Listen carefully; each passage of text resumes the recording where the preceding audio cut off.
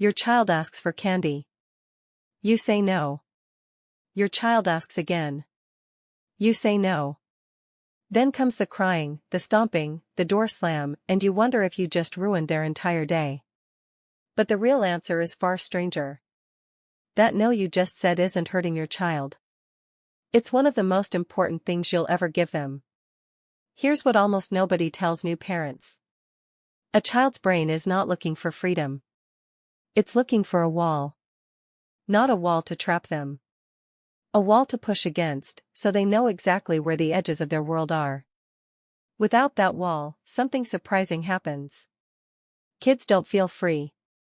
They feel lost. Think about a small child in a wide open field with no fence. You'd expect them to run wild with joy. But developmental researchers who study playgrounds found the opposite.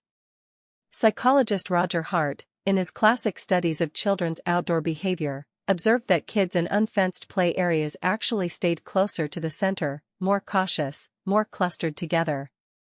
Then researchers put up a fence around the very same field. Nothing else changed. Just a boundary. And the children spread out. They ran farther. They explored more of the space than before. The fence didn't cage them. The fence freed them. Your no works the same way as that fence. It isn't a cage around your child's world.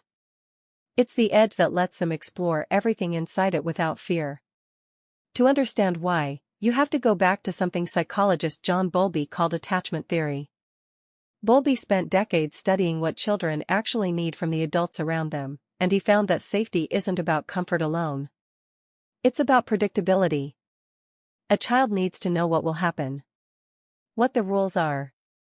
What stays consistent no matter what mood you're in or what day it is.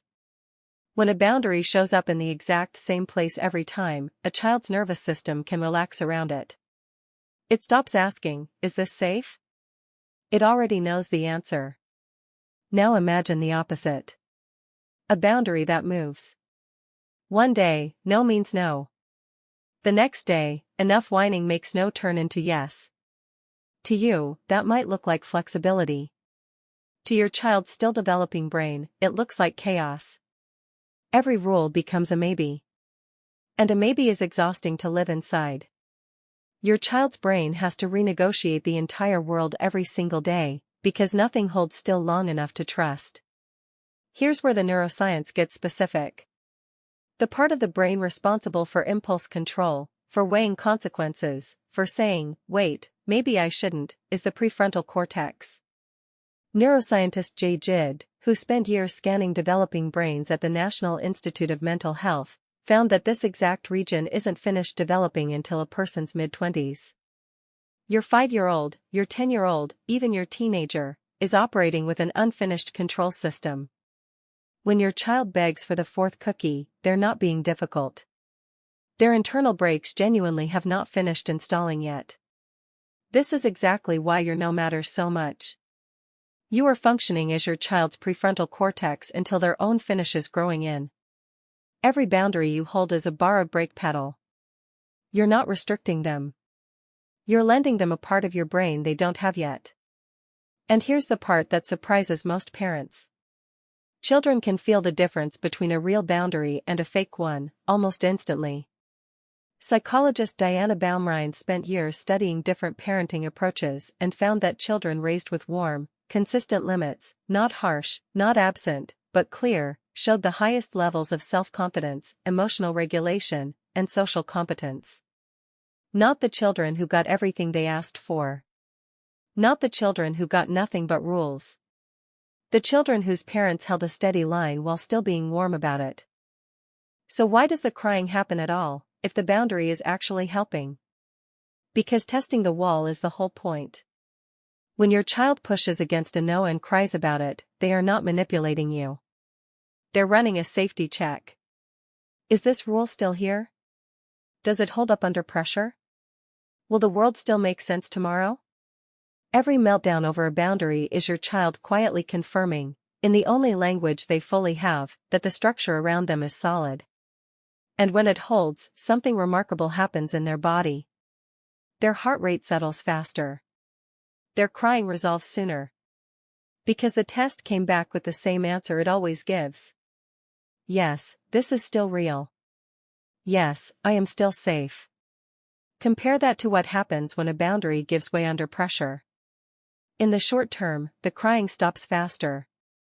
That's the trap. It feels like a win. But what your child actually learns in that moment is that the wall isn't a wall at all. It's a suggestion. And now they have to test it again, and again, harder each time, because an unreliable boundary can never be fully trusted, no matter how many times you draw it. This doesn't mean every no needs to be delivered like a verdict. Warmth and structure aren't opposites. You can kneel down, meet your child's eyes, and say, "I know you really want that candy," and the answer is still no, in the same breath. Your child isn't asking you to abandon the rule. They're asking you to see them while you hold it. Baumrinn's research found this exact combination, warmth plus firm structure, produced the most resilient, most emotionally secure kids of any parenting style she studied. There's a modern mirror here that goes beyond childhood. Think about how you feel in a job with no clear expectations, where the rules shift depending on your manager's mood. Or a relationship where you never quite know where you stand. That unsettled, hypervigilant feeling is exactly what a child feels when boundaries aren't consistent. Structure isn't the opposite of love. Unpredictability is the opposite of safety, at any age. So the next time your child pushes against a limit you've set, and the tears come, and every instinct in you wants to give in just to make the moment easier, remember what's actually happening underneath the surface. That fence isn't holding your child back from the world. It's the reason they feel safe enough to run into it. Your child asks for candy. You say no. And somewhere underneath the crying, a nervous system that doesn't have all its own brakes yet quietly relaxes, because the wall held, and the world, once again, made sense.